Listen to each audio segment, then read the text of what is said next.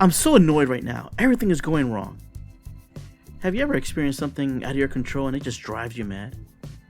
You may have a coworker, a friend, a family member whose behavior or actions are just out of your control.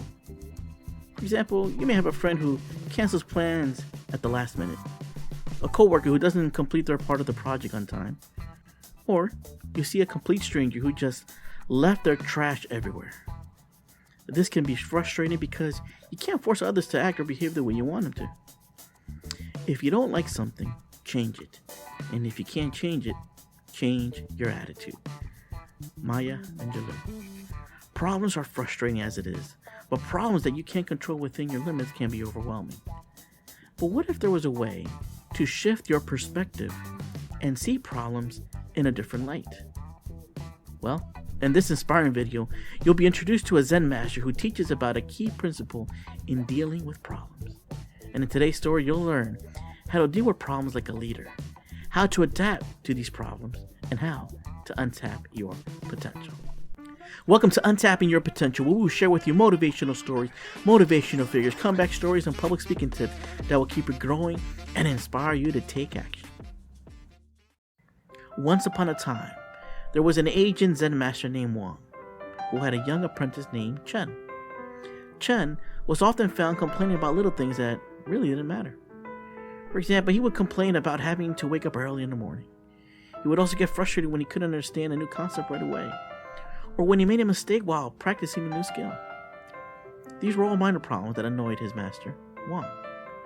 One morning, Wang decided he had enough about Chen's negativity and sent him a task. Chen, please go and get me some salt, Wang instructed.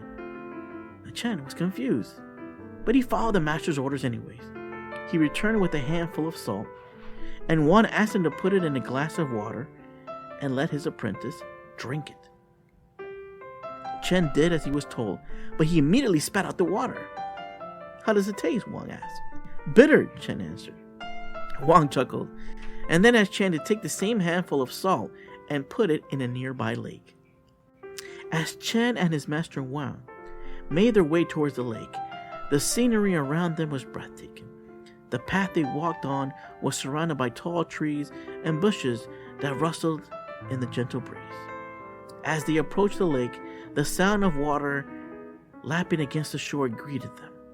Wang instructed Chen to take the same handful of salt that he had put in the glass of water earlier and put it in the lake. He told Chen to stand by the edge of the lake and to swirl his hand around the water, allowing the salt to dissolve and mix with the lake's water.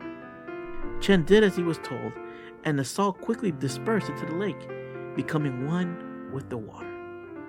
Wang asked him, "Now, drink from the lake." Chen did as he was told. "How does it taste now?" Wang asked Chen. "It's fresh," Chen replied. "Do you taste the salt?" asked the master. "No," said the young man.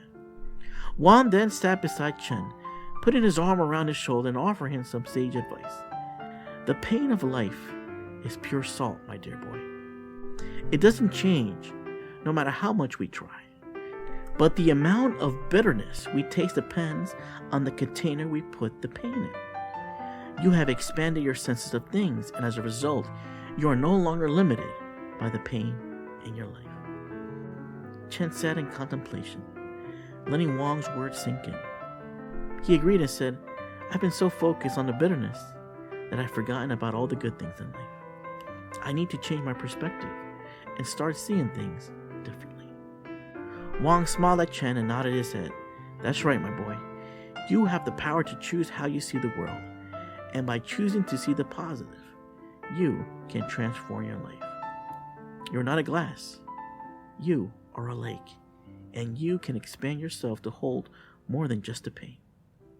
Life is about perspective and how you look at something. Ultimately, you have to zoom out. Whitney Wolfhard. In life, how you choose to view things can greatly impact your experience. It's all about perspective and how you can choose to look at things. Sometimes, in order to gain a better understanding of a situation, you need to zoom out and take a step back. When you zoom out, you're able to see the bigger picture. This can help you get clarity and perspective on what's really important and what's not. Here are some additional tips to zoom out. 1. Focus on the solution and not the problem. Focusing on the problem only amplifies it. For example, have you ever found yourself in a situation where a disagreement with a friend seems petty and insignificant, like losing a video game? And it can be frustrating, and you may feel like you need to talk to your friend and find a solution. However, sometimes things don't go as planned, and you may not be able to reconcile with your friend. And if this happens, it's important to remember that dwelling on the problem and complaining won't help you move on. It's important to remember that dwelling on what ifs won't change the past. It's better to let go of any negative feelings and move forward. Focusing on a problem only amplifies it, and it doesn't lead to any solutions. Instead, try to shift your focus towards finding positive solutions that will help you move forward. Remember, letting go of a friendship can be difficult, but it's important to focus on the bigger picture and prioritizing your own well-being. Sometimes the easy way to solve a problem is to stop participating in the problem. Albert Einstein. Surround yourself with people who support you and lift you up.